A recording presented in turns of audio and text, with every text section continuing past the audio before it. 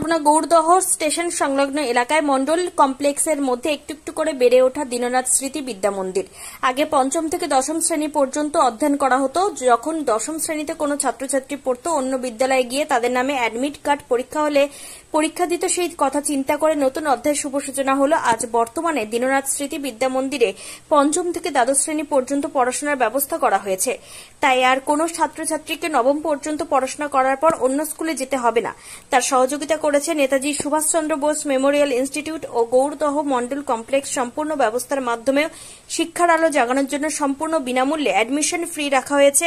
সমস্ত দুস্থ শ্রেণীর ছাত্রছাত্রীর কথা মাথায় রেখে এই উদ্যোগ নিলেন সুব্রত মন্ডল। তিনি আরো জানান, এই দীননাথ স্মৃতি বিদ্যা মন্দির বাবার নামে আমার ইচ্ছা, বাবার নাম চারিদিকে ছড়িয়ে পড়ুক, তাতে গরিব রিক্সা চালক থেকে রাস্তার অনাথ শিশুরাও যাতে ভর্তি হতে পারে। তাই আগামী দিনে আরো প্রচেষ্টা রয়েছে ছাত্রছাত্রীদের মধ্যে।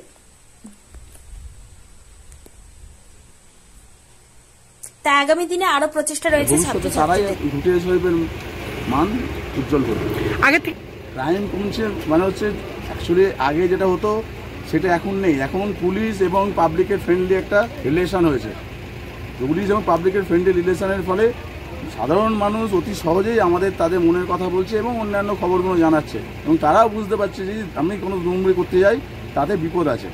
তার ফলে কিন্তু আজকে ক্রাইমটা অনেক পরিমাণ কমে গেছে। নমস্কার সকলকে। আমরা হচ্ছে নেতাজি সুভাষচন্দ্র বোস মেমোরিয়াল ইনস্টিটিউট, আমাদের মেন শাখা হচ্ছে সুভাষগ্রাম। 2017 সালে আমাদের এই শাখা উদ্বোধন হয়। তারপরে আমরা এরপরে চাম্পাহাটি আর এখন গৌড়দহ, এরপরে হচ্ছে ক্যানিং আর কাকদ্বীপে আমাদের এই বছর ওপেনিং হচ্ছে। আজ থেকে আমাদের এই ওপেনিং শুরু হলো। 15 তারিখ থেকে আমাদের ফর্ম দেওয়া হবে। এখানে টডলার থেকে 12 অবধি আমাদের এই ক্লাস মানে ফেসিলিটি থাকবে আমাদের স্টুডেন্টদের জন্য। যা যা ফেসিলিটি সুভাষগ্রামে চাম্পাহাটি দেয় সেই ফেসিলিটি এখানে শুরু করব। এলাকার যারা স্টুডেন্টরা আছে উপকৃত হবে, কারণ আমাদের ইংলিশ মিডিয়াম মানেই হচ্ছে একটা হিউজ অ্যামাউন্ট গার্জেনরা জানে, কিন্তু ওরকম কোনো অ্যামাউন্ট না। আমাদের নর্মাল একটা অ্যাডমিশন চার্জ আর ফিস দিয়েই আপনারা ভর্তি করতে পারবেন। আগামী দিন গৌড়দহতে একটা বড় রকম একটা স্কুলের একটা প্রচেষ্টা আছে আমাদের দুজনে মিলেই, তার শুভ সূচনা আজ হলো। আগামী দিন আমি হচ্ছে নেতাজি সুভাষচন্দ্র বোস মেমোরিয়াল ইনস্টিটিউটের হচ্ছে সেক্রেটারি। Thank you. এখানে বার্তা বলতে গেলে খুব ভালো লাগলো যে সুব্রতদার ডাকে এত সুন্দর একটা অনুষ্ঠান, যেটা হচ্ছে বাচ্চাদের শিক্ষার আগে কিছু নেই বেরোচ্ছে, তাই সেরকম একটা মহৎ অনুষ্ঠানে নিজেকে আসতে পেরে সত্যি ধন্য লাগছে। আগামী দিনও চাইবো তাদের এরকম আরও বড় প্রকল্প যদি থাকে, সেরকম বড় প্রকল্পে ডাকলে অবশ্যই আসবো। আপনার নাম আর পরিচয়টা? নাম হচ্ছে আমার তপন মহাপাত্র। আমি ভারতীয় সেনাতে থেকে একজন কর্মরত জওয়ান এবং কার্গিল একজন যোদ্ধা। Thank you sir. নমস্কার, আমি নেতাজি সুভাষচন্দ্র বোস মেমোরিয়াল ইনস্টিটিউটের অ্যাডমিনিস্ট্রেটর। আমাদের যেটা লক্ষ্য, স্যার যেটা বলে গেল, আমাদের লক্ষ্য হচ্ছে যে সাধারণ মানুষ যাতে ইংলিশ মিডিয়াম স্কুলের যে ঝা চকচকে ব্যাপার, যে ব্যয় সাপেক্ষ যে ব্যাপারটা রয়েছে, সেই গণ্ডিটা পেরিয়ে যাতে সাধারণ মানুষ তার বাচ্চাকে ইংলিশ মিডিয়াম স্কুলে পড়াতে পারে, সেই পরিকাঠামো, সেই ব্যবস্থাটা ওনাদের হাতে করে। আপনার নাম পরিচয়? নিমাই শাহ। সর্বপ্রথমে সবাইকে নমস্কার, প্রণাম, ভালোবাসা, অভিনন্দন। গৌড়দহ ডিএস বিদ্যা মন্দির আমাদের ছিল নার্সারি থেকে ক্লাস 8 পর্যন্ত।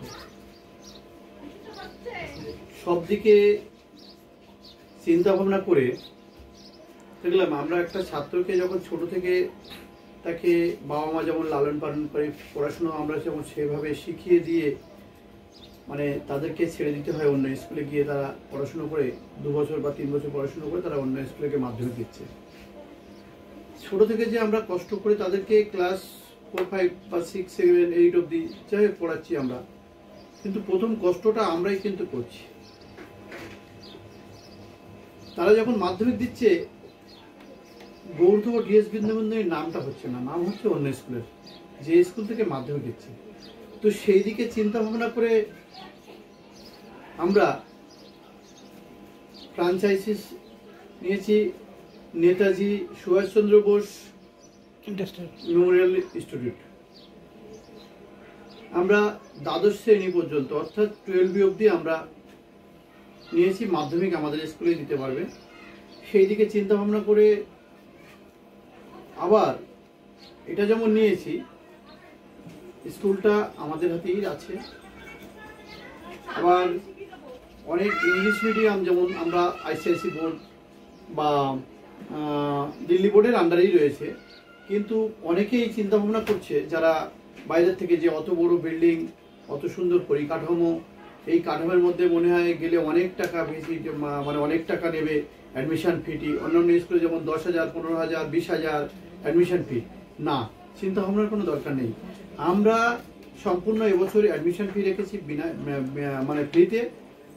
সাময়িক যে খরচা, বইয়ের খরচা বা মাসিক বেতন যেটা দিতে হয় সাময়িকের মধ্যে, কারণ একজন রিক্সাওয়ালা থেকে ভ্যানওয়ালা, সবজিওয়ালা সবাই এই স্কুলে আসতে পারবে এবং সবাই বাচ্চা এখানে পড়াশুনো করতে পারবে। সেই দিকে চিন্তা ভাবনা করে আমরা সীমিত পয়সার মধ্যে অ্যাডমিশন ফিস এবং সব কিছু আমরা সেই মতোভাবেই রেখেছি। কিন্তু আমাদের পড়াশুনোর লক্ষ্য এবং পরিষ্কার পরিচ্ছন্ন ব্যবহার, সিকিউরিটি অন্যান্য স্কুলের তুলনায় এক অংশ কম নেই। আপনার নাম আর পরিচয়? আমার নাম সুব্রত মণ্ডল, আমি গৌড় এই স্কুলের প্রতিষ্ঠাতা। যে বাচ্চাদের খুবই খুশি, চাই যাতে আরো ভালো হোক, ভালো স্কুলের প্রতিটা তো অবশ্যই চাইবো। মানে আগামী দিনে ছেলের ভবিষ্যৎ আর উজ্জ্বল লক্ষ্য, তাই তো? Thank you. ভালো হচ্ছে, আমরা চাই বাচ্চারা আরো এটাই চাই।